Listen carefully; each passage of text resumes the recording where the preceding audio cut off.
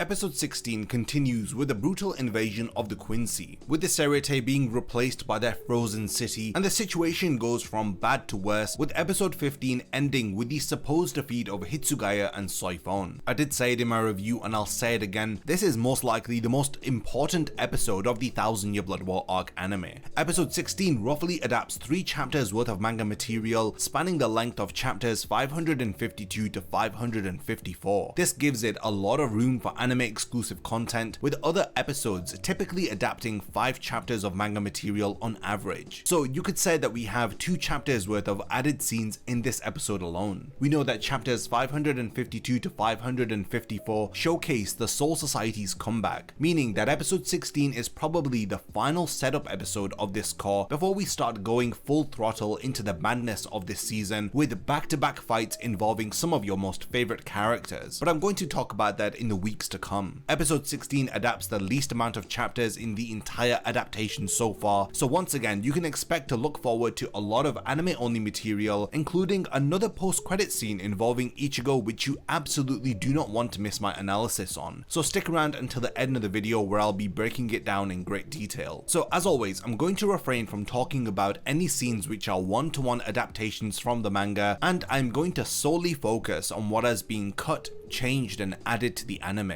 There is a lot to dive into, so without further delay, here is my manga versus anime comparison for episode 16 of the Bleach 1000-Year Blood War arc anime.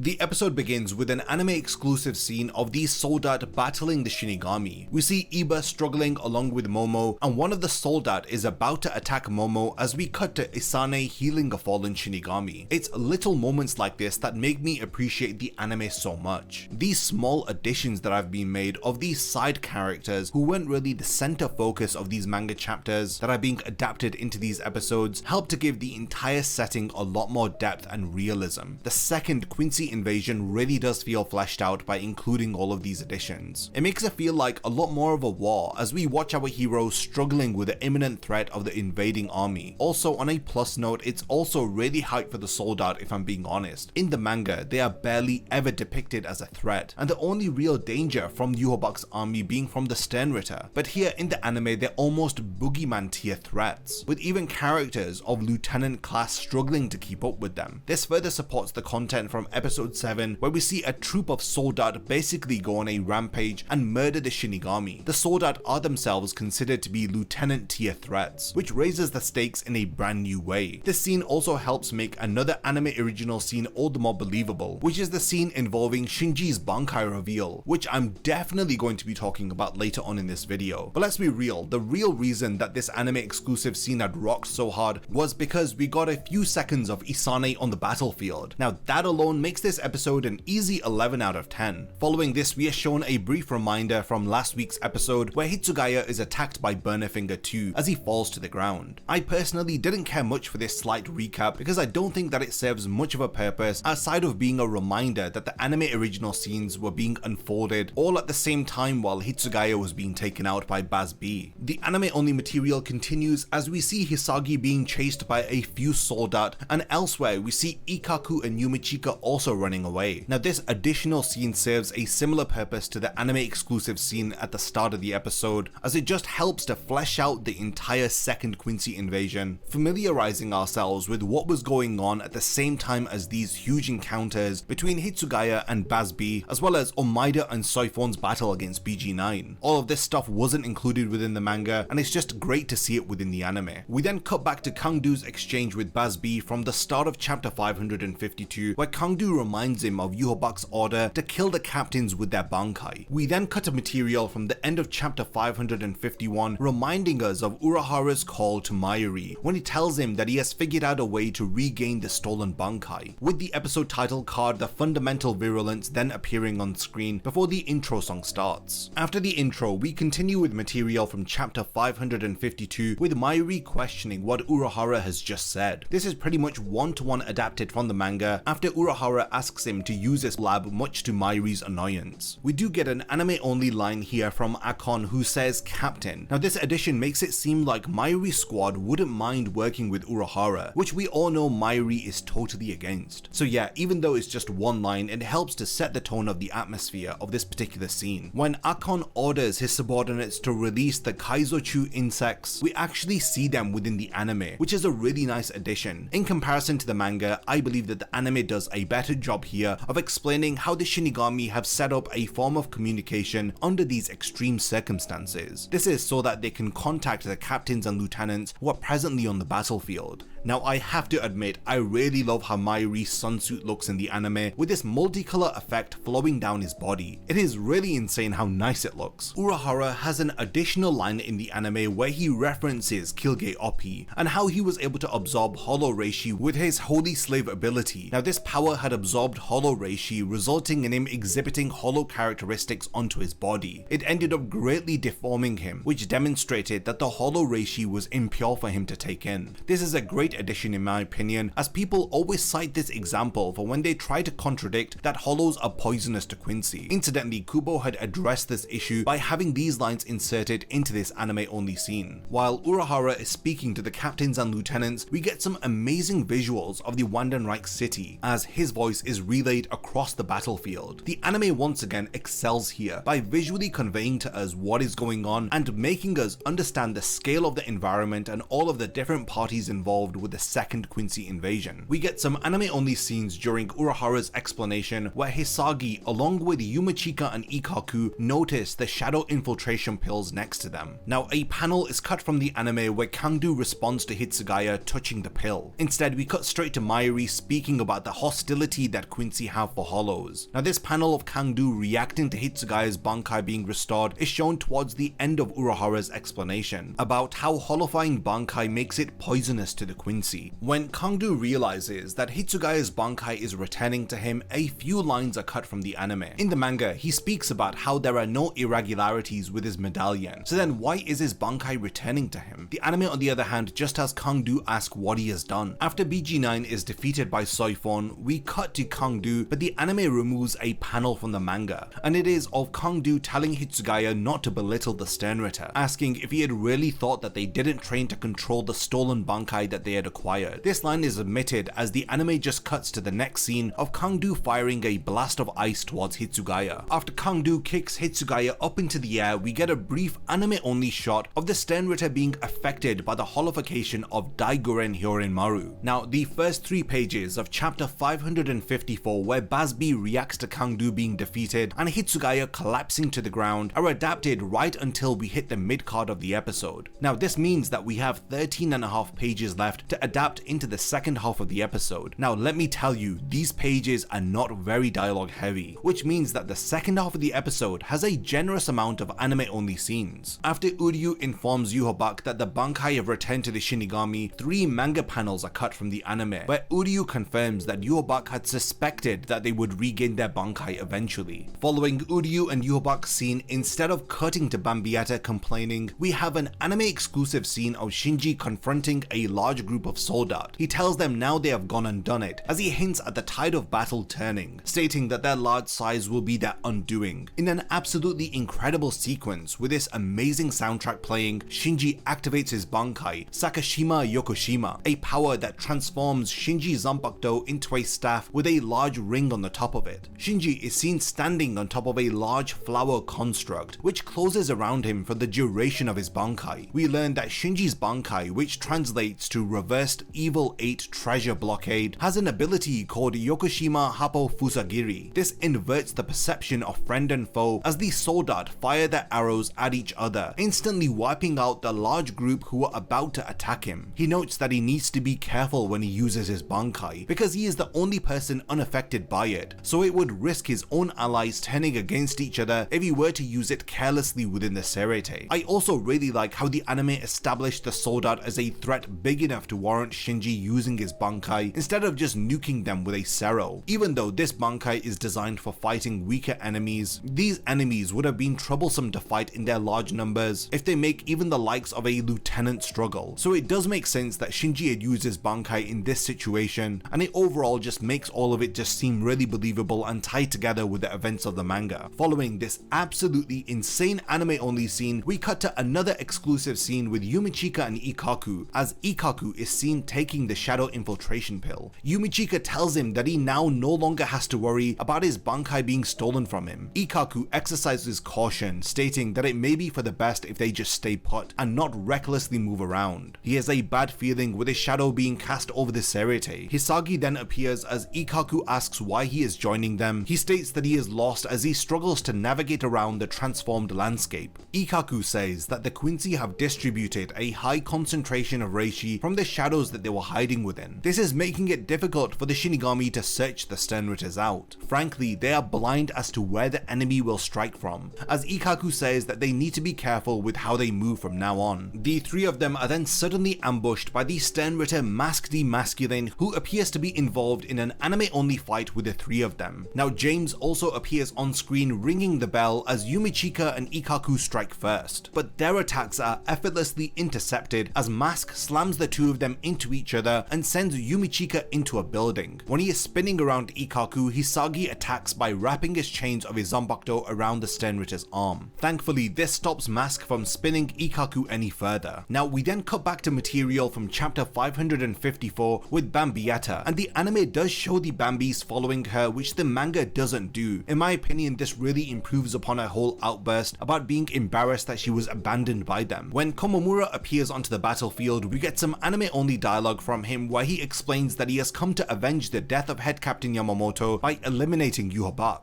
In addition to this, we get another anime-only battle sequence between Shinji and Bambietta after she succumbs to the Shikai of Shinji. She emits a large blast and charges towards him yet again, exploding her surroundings as he asks her to call her friends to help her, but then says that she is all alone. This of course angers Bambietta, who is reminded of her embarrassment as she vows to beat the living hell out of him. We then cut back to Hisagi battling Mask as he manages to restrain him, yelling at Ikkaku to attack as he lands a satisfactory strike of his Hozokimaru in Mask's face. This appears to have successfully stunned the Sternritter. Episode 16 ends with Yhwach having activated the Sternritter's holy forms and him stating that this is where true despair begins for the Shinigami. You would notice that a lot of Yhwach's dialogue before the activation sequence is completely cut out of the anime. Yhwach explains that he had anticipated the fact that the Shinigami would regain their lost Bankai. Instead, the anime only shows us the panel of Yhwach telling the Sternritter to rejoice, as we then switch to the sequences of multiple Sternritter having their holy forms activated, though Yhwach's subsequent lines of the Shinigami regretting regaining their Bankai and that real despair for them has only just begun are kept within the anime. Now we see 7 glaring lights from the activated holy forms clearly on screen as we then transition into the ending song. Now it is to be noted that the last 2 panels of chapter 554 are not adapted into this episode because they involve Urahara with Mairi, when Urahara suddenly receives a call from Ichigo. Now a lot of the Ichigo material from the manga is being reworked, which is understandable if you've been following what has been going on with his character in the last few episodes via the anime exclusive material that he has been involved in. Episode 16 builds upon this by including another post-credit scene which involves Ichigo on the road with no entry to the shrine, or in other words Irazusando. Like last week, I'm going to be breaking down this scene in great detail. So we cut to the anime only post-credit scene which builds upon the material from the previous chapters where Ichigo is seen within the realm that we know is now called Irazusando. He is shaking and he struggles to stay standing. The more that he continues to step forward, the heavier that he appears to be getting. After taking another step forward, he is hit with a wave of memories, and these appear to be the memories of the Soul King. The first shot appears to be of water. In the next very quick shot, we see someone standing from behind. They are within the water and they are holding a Zanbakuto. Could this be an ancestor of the Suneyashiro family, the one who was responsible for dismembering the Soul King? We then see these feathered tips which I'm not too sure what they represent, then a hand holding a golden ornament. Could this be the Zanbakuto that the individual was holding earlier on? We then cut to somebody being lost in a vortex, and this scene in particular zooms out, which reveals 4 spinning vortexes. The vortex in the middle may represent the primordial Bleach world world, with the Soul King in the middle of it, who was used by the noble families in order to create a new world. We are aware that the Soul King was sacrificed in order to create the human world, the Soul Society and Hueco Mundo, which may be represented by the 3 spinning vortexes around the individual in the middle. We are then shown 3 individual feathered tips, with each of them maybe representing the 3 realms that were created. Next up, we see the Soul King in his original form, but then his dismembered limbs are revealed to us. This is before we see the Soul King's limbless body suspended in the air, with the flashback ending with the Soul King as we see him today, trapped within a crystalline structure. It's really interesting to note that among the dismembered limbs suspended in the air is an arm that appears to be holding a Zanpakuto. Did the Soul King have his own Zanpakuto? If so, where is it now? Even in this shot here, in the background you can see the Zanpakuto floating with the limbs. Ichigo literally sees all of these memories within the blink of an eye, as he asks what was that just now, as the weight once again becomes overwhelming as he shakes, struggling to stand. He then states that it doesn't matter what it is that he is seeing, as he has no choice but to keep moving forward. With each step that he takes, the memories stay longer within his mind, as Ichigo struggles to walk, saying that he can still go on. We are then very slowly shown the dismembering of the Soul King's limbs as Ichigo's head drops, and when he lifts it up we see his eyes, which appear to have 4 additional pupils. Now these are reminiscent of the eyes of the Soul King, as well as Yhwach's eyes when he activates the Almighty. I believe that I was right with my assumption from last week that Ichigo is undergoing a test to see if he is worthy of becoming a Soul King candidate. Seeing the 4 pupils form within Ichigo's eyes has convinced me of this. Ichigo is facing difficulty as he inches closer to the shrine. He struggles to even slightly move forward as the memories of the Soul King overwhelm him. For now, these are all but glimpses into his training, so I'm looking forward to seeing what is revealed in the coming weeks of the 1000-Year Blood War arc anime of Bleach, as Ichigo's role within the series is actually being reworked, with a lot more context being added into the anime.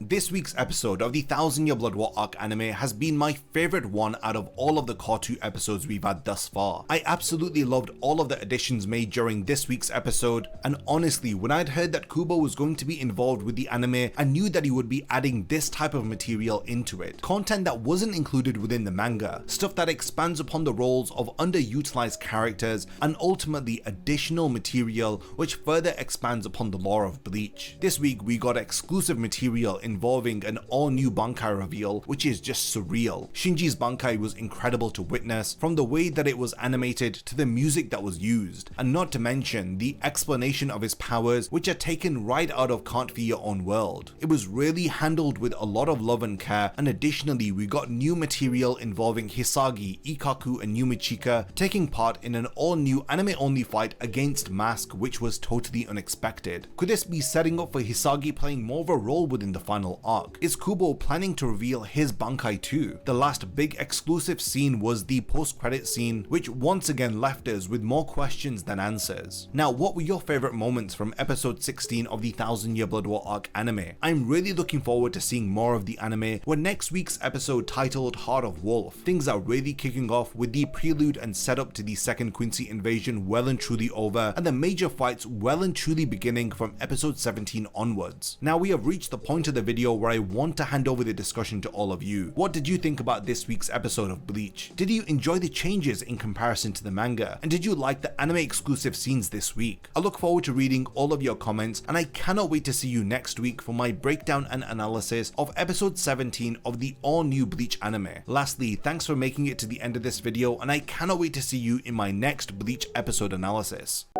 If you enjoy my content, then you can support my channel through Patreon for as little as $1 a month, or even through YouTube by becoming a channel member. You will gain access to exclusive channel perks and a Discord server which I frequently use. So become a member of my Zero Division and be the first to know about my upcoming videos. And once again, thank you for sticking around till the end of the video, and whatever you contribute will mean a lot to me.